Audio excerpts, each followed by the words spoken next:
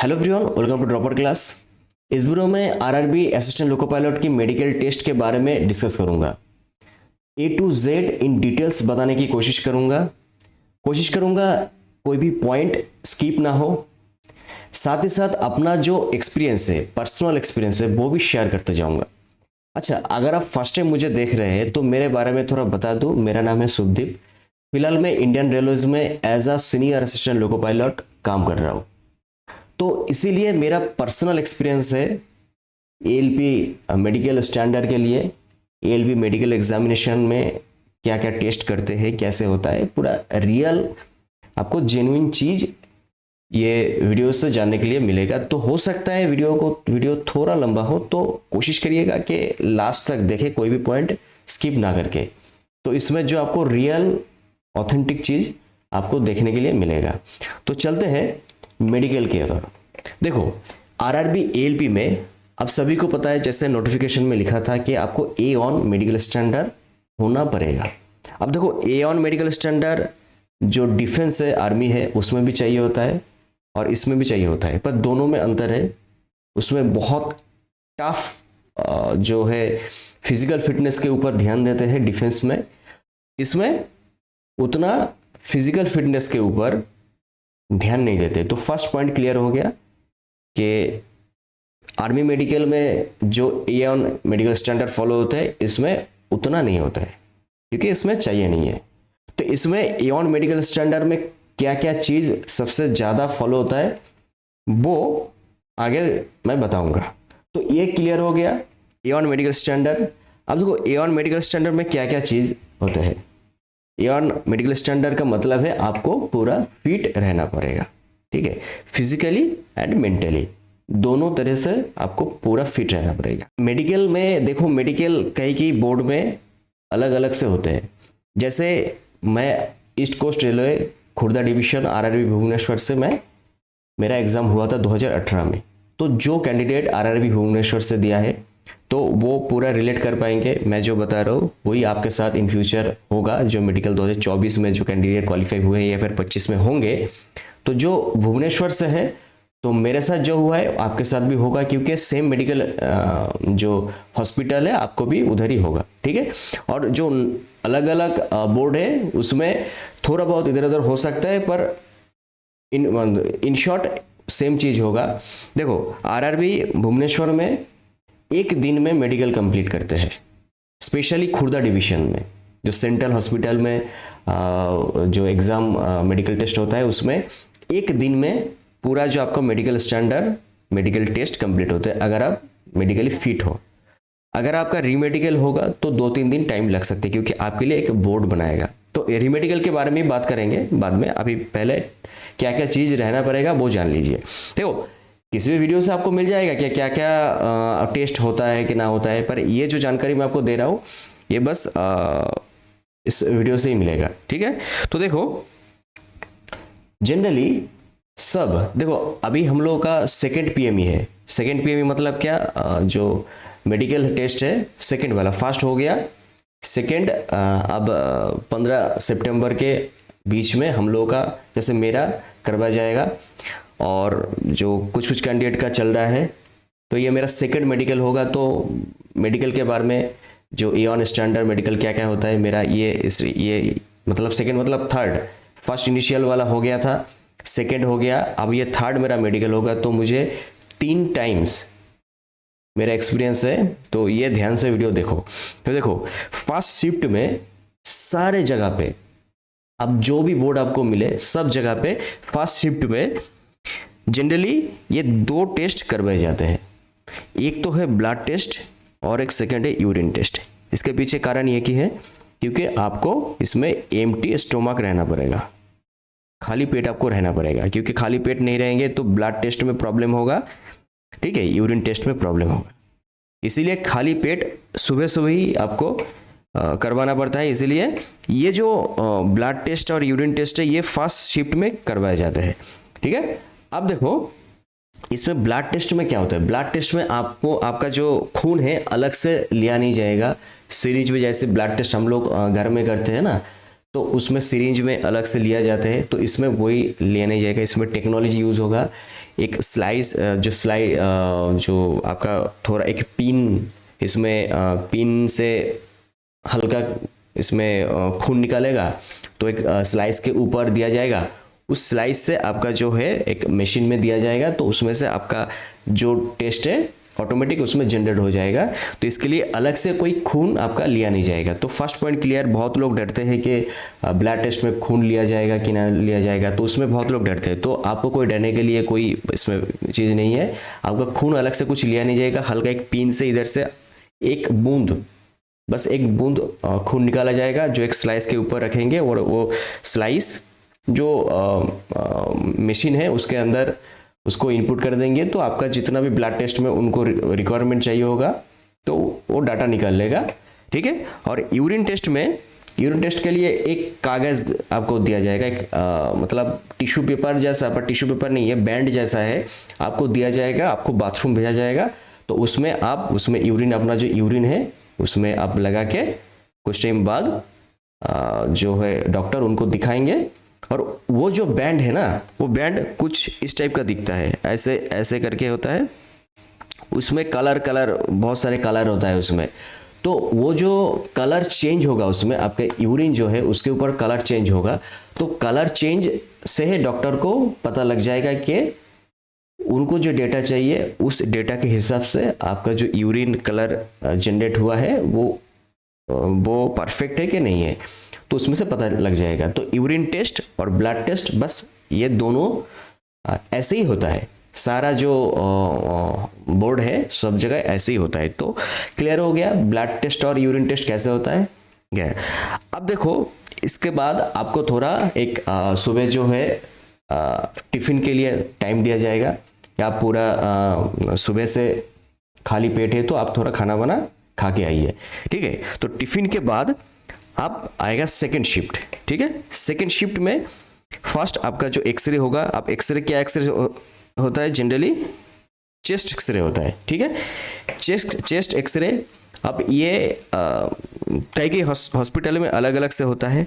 जैसे खुर्दा में जो सेंट्रल हॉस्पिटल था जिसमें हम लोगों का एक्सरे हुआ है, ये तीसरे टाइम होगा, उसमें क्या होता है, अब विदाउट एनी जो शर्ट है, विदाउट एनी जो कपड़ा, आपको एक मशीन के आगे खड़ा कर दिया जाएगा। तो उस मशीन के आगे आप ऐसे चेस्ट करके रखेंगे और पीछे से और एक मशीन थोड़ा नज़दीक लाएगा, और ऑपोजिट साइड डॉक्टर होंगे मशीन के सामने। तो उसमें से आपका जो चेस्ट एक्सरे है वो उसका छवि वो ले लेंगे। इसके लिए और अलग से कुछ नहीं होता है, बस उसमें से वही 1 मिनट का भी, 1 से 2 मिनट का प्रोसेस है एक्सरे में, चेस्ट एक्सरे में, बस उसमें कंप्लीट कर दिया जाता है, ठीक है। ईसीजी होगा। देखो ईसीजी में थोड़ा प्रॉब्लम होता है, जैसे मेरा भी हुआ था, सबका ही होता है थोड़ा प्रॉब्लम। देखो इसके पीछे कारण क्या है, इसके पीछे सिंपल कारण है। ईसीजी मतलब क्या, इलेक्ट्रोकार्डियोग्राम, मतलब उसमें आपका जो हार्ट है उसका जो कंडीशन है वो देखा जाएगा। तो इसमें ऐसे ग्राफ बनता होता है ना, आप मूवी में देखे होंगे, ऐसे ग्राफ बनते हैं। तो वो है ईसीजी। अब ईसीजी में क्या चीज़ होता है, उसमें जो है आपको पता है ईसीजी कैसे होता है।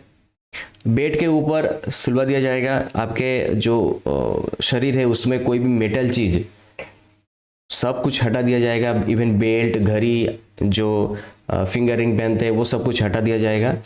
हटा के आपको एक बेड में सुलवा दिया जाएगा। तो जैसे ईसीजी करते हैं उनका जो है प्रोसेस वो करवा दिया जाएगा। तो ईसीजी में प्रॉब्लम क्या होता है, देखो जनरली सभी कैंडिडेट थोड़ा डरे हुए रहते हैं, क्योंकि पता है आपको मेडिकल में क्या होगा कहीं नहीं होगा, टेंशन, हमेशा टेंशन में रहता है। और ईसीजी में जितना आप टेंशन में रहेंगे उतना ही ईसीजी आपका जो ग्राफ है वो ऊपर नीचे फ्लैक्चुएट करेगा। इसीलिए ईसीजी में सबका ही थोड़ा बहुत दिक्कत होता है। इसीलिए डॉक्टर क्या करते हैं, डॉक्टर आपको पूरा कंफर्ट होने के लिए, टेक्नीशियन जो रहते हैं कंफर्ट होने के लिए आपको टाइम उधर देंगे। कोई टेंशन नहीं है, आपको कोई घबराने की कुछ नहीं है, रियल ऑथेंटिक प्रॉब्लम नहीं होगा तो कुछ इशू आपके साथ नहीं आएगा। ईसीजी में हो सकता है कि जो ग्राफ है बहुत फ्लैक्चुएट करे, आपको लगेगा कि नहीं हो रहा है, डॉक्टर 3-4 बार आपका ईसीजी टेस्ट उसका जो फोटो है वो ले सकता है, उसका जो ग्राफ है वो निकलवा सकता है। ये भी डॉक्टर बोल सकता है कि आपका क्या आपका ग्राफ थोड़ा ज़्यादा ऊपर नीचे हो रहा है। उसमें आपको डॉक्टर प्रॉपरली आपको रेस्ट देंगे, आधे घंटे के लिए आपको सुलवा देंगे। तो कोई टेंशन नहीं है, ईसीजी में थोड़ा बहुत सबका ही प्रॉब्लम होता है, पर उसमें अगर बहुत ज़्यादा दिक्कत होगा तो डॉक्टर क्या करते हैं, आपका और एक टेस्ट करते हैं, वो है इको। ठीक है, ये और भी डीपली आपका जो है ईसीजी से और भी डेप्थ में ये चलता है, तो वो करवा लेंगे। और ईसीजी में जनरली ग्राफ फ्लैक्चुएट करने के बावजूद भी, क्योंकि वो एक्सपर्ट है, वो समझ लेते हैं कि डर के कारण हो रहा है, एक्चुअल प्रॉब्लम के कारण नहीं है, तो ये इसको कोई प्रॉब्लम नहीं होता है। ठीक है, इसके बाद देखो हर्निया हाइड्रोसिल। देखो ये जो हर्निया टेस्ट है ये डॉक्टर खुद चेक करेंगे, ऐसा नहीं है कि दूर से चेक होगा, खुद वो अपने फिजिकली चेक करेंगे। ठीक है, अब गर्ल्स लोगों के बारे में मुझे उतना कुछ पता नहीं है, क्योंकि गर्ल्स लोगों के बारे में नॉलेज मुझे पता नहीं है, पर बॉयज़ के बारे में पता है कि डॉक्टर खुद ये जो हर्निया है हाइड्रोसिल दोनों चेक करते हैं। इसमें कुछ प्रॉब्लम होगा तो उसमें भी घबराने की कुछ बात नहीं है। आपका रीमेडिकल इशू होगा रीमेडिकल इशू होगा, तो उसमें आप डिस्क्वालीफाई नहीं होंगे। रीमेडिकल में आपको बोला जाएगा कि आप इसको ठीक करके, ऑपरेशन करके ठीक करके लाइए, तो एक डेट देंगे, उसी डेट में आपको फिर से दोबारा जाना पड़ेगा। तो इसीलिए सजेशन ये है, अगर किसी का हर्निया हाइड्रोसिल ये सब प्रॉब्लम है तो अभी ऑपरेशन करके फिट हो जाइए, नहीं तो दोबारा रीमेडिकल आपको दिया जाएगा, तो उसके लिए आपका ही जो है ज्वाइनिंग डेट पोस्टपोन हो जाएगा, पीछे हो जाएगा। तो इसलिए अभी मेरा सजेशन ये है कि हर्निया हाइड्रोसिल अगर किसी को है तो ऑपरेशन करके ठीक करवा के फिर जाइए मेडिकल में। ठीक है, देखो ब्रोकन पार्ट्स ये देखते हैं, चेक करते हैं। ठीक है, तो मानिए कि कहीं से गिर गए, साइकिल से गिर गए या फिर कहीं से गिर गए, तो ब्रोकन पार्ट्स चेक करते हैं। तो उसमें भी कुछ बहुत बड़ा इशू नहीं होता है। अगर टूटने के बाद बिल्कुल फिट है, अब एकदम सही है, उसमें कुछ परमानेंट डैमेज नहीं हुआ है। ठीक है, टूट गया था फिर जोड़ के आप पूरा एकदम पहले जैसे ही फिट हो गए, कुछ ऐसे बेंड होके नहीं गया, एकदम सीधा है बिल्कुल, कोई भी परमानेंट डैमेज नहीं हुआ है, तो आपको कुछ टेंशन की कुछ बात नहीं है। ठीक है, वही बोला कि आर्मी मेडिकल, ये सब मेडिकल में ये सब ब्रोकन पार्ट ये सब बहुत चेक करते हैं, तो उसमें प्रॉब्लम होता है, पर इसमें आपको उतना प्रॉब्लम नहीं है, क्योंकि आपका काम भाग दौड़ का उतना काम नहीं है, आपका काम दिमागी है, आपका काम जो आई की है, आंखों से ज़्यादा काम है, इसलिए इसमें उतना देखते नहीं है। ठीक है, आप बाइंडिंग पार्ट देखो, बाइंडिंग पार्ट भी चेक होते, जैसे अभी मुझे याद है, मेरे साथ एक लड़का था जिसका ये जो हाथ है, बाएं हाथ, ये जल गया था, तो जिसके लिए इधर बहुत मतलब बाहर से दिख रहा था ये पूरा जला हुआ, तो ये जो है ये ऐसे नहीं हो रहा था, पूरा ऐसे था। ठीक है, ये जो मुट्ठी बंद नहीं हो रहा था, थोड़ा ऐसे दिख रहा था, तो जिसके कारण उनका जो है रीमेडिकल इशू किया था।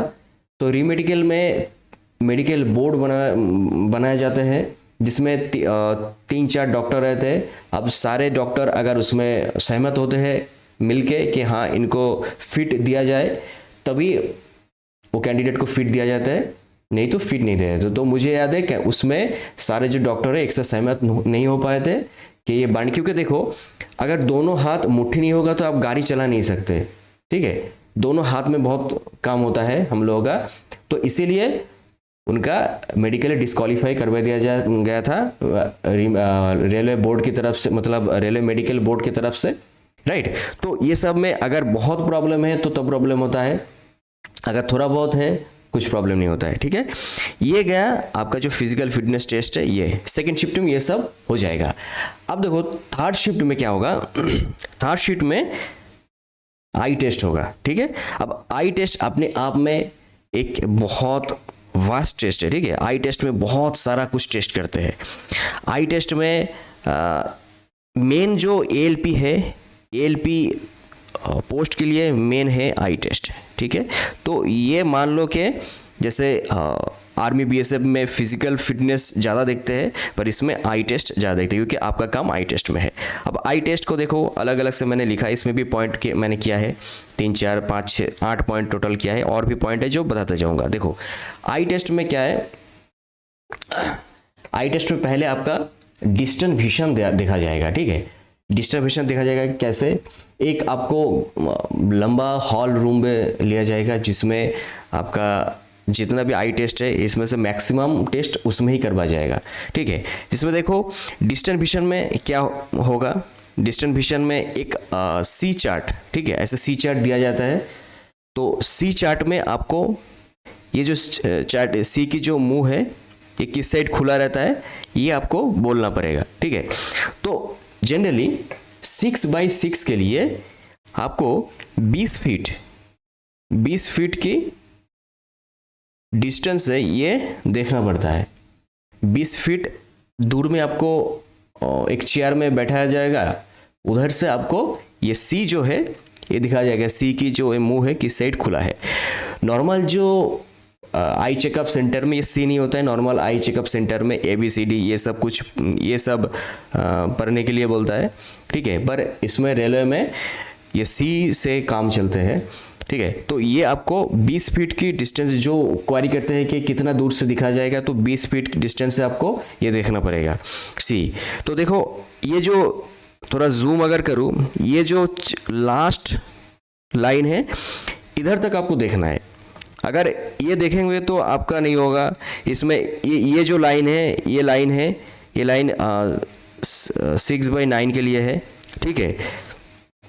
तो ये जो लाइन है 6/6 के लिए है, ठीक है। तो आपको ये तक बोलना पड़ेगा कि इस साइड है। और देखो इसमें अगर समझो कि 20/20, मानो कि इधर तक आप पढ़ पाते हैं। अब अगर डॉक्टर के पास जा रहे हैं नॉर्मल चेकअप के लिए, तो उसमें जो पॉइंट है उसमें अगर ये लाइन जो है ये लाइन तक आप बोल पा रहे हैं, तब आपको मानिए आपका 6/6 है। तो ये चेकअप होगा। उसके बाद क्या होगा, उसके बाद नियर विजन चेक होगा। नियर विजन के लिए क्या होगा, एक आपको एक मतलब ये अलग अलग जगह पर अलग अलग से होता है।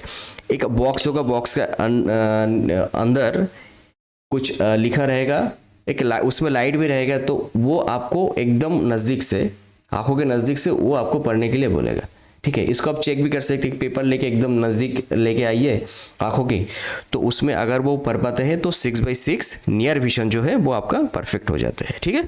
इसके बाद देखो फॉगी टेस्ट। फॉगी टेस्ट बहुत इंपॉर्टेंट है हम लोगों के लिए, क्योंकि फॉगी टेस्ट आपको फॉग में, ठीक है, फॉग में जैसे कि आपको पता है कि गाड़ी ट्रेन हमेशा देखेंगे कि ठंडे के मौसम में डिटेन होते हैं। डिटेन का मतलब लेट में गाड़ी चलती है। इसके पीछे कारण है फॉग। आगे कोई सिग्नल दिखेगा ही नहीं, एकदम नज़दीक जाने के बाद दिखेगा। तो नज़दीक जाने के बाद दिखेगा तो सिग्नल आप उसमें उसके बाद कुछ डेंजर होगा तो कंट्रोल ही नहीं कर पाएंगे ना। इसीलिए इसमें फॉग टेस्ट बहुत इंपॉर्टेंट है, ठीक है। इसके लिए आपको कैसे वो किया जाएगा, आपको ऐसे ही चश्मे की तरह, ठीक है, चश्मे की तरह एक ऐसे पहना है जैसे हर आई चेकअप सेंटर में करते हैं। इसमें ये जो ग्लास है ये जो ग्लास है इसमें क्लियर दिखता नहीं है, फॉग टेक धुंधुला सा दिखता है। इसमें ये ग्लास देके आपको आगे में लाइट डिफरेंट कलर की लाइट दिखाएगा, ठीक है, डिफरेंट कलर लाइट दिखाएगा। ऐसे ऐसे करके ऐसे लाइट जला रहता है उसमें, ठीक है। तो आपको देख के बोलना है वो किस कलर की लाइट है, ठीक है। आपको देख के बताना है कि वो किस कलर की लाइट है। तो ये आप बता पाएंगे तो आप फॉग टेस्ट में परफेक्ट है, ठीक है। देन आपका कलर ब्लाइंडनेस टेस्ट। आपको पता है कि कलर ब्लाइंडनेस टेस्ट बहुत ही इंपॉर्टेंट होता है। अगर किसी में है कलर ब्लाइंड तो उनको रेलवे ALP की नौकरी नहीं मिलेगा, क्योंकि आपका पूरा ड्यूटी सिग्नल के ऊपर है। और सिग्नल का मतलब क्या, सिग्नल का मतलब येलो, रेड, वाइट, ग्रीन। ये जो चारों कलर है ये इसका डिफरेंस आपको करना पड़ेगा। ये चारों कलर से चलता है। येलो है कॉशन सिग्नल के लिए, रेड है डेंजर सिग्नल के लिए, वाइट ये लूनर के लिए चलता है, शंटर के लिए चलता है, फिर ग्रीन है प्रोसीड सिग्नल के लिए। तो आपको चारों सिग्नल के जो कलर है अलग से पहचानना पड़ेगा। और कलर ब्लाइंड पर्सन ये चारों सिग्नल अलग से पढ़ नहीं पाते, इसीलिए।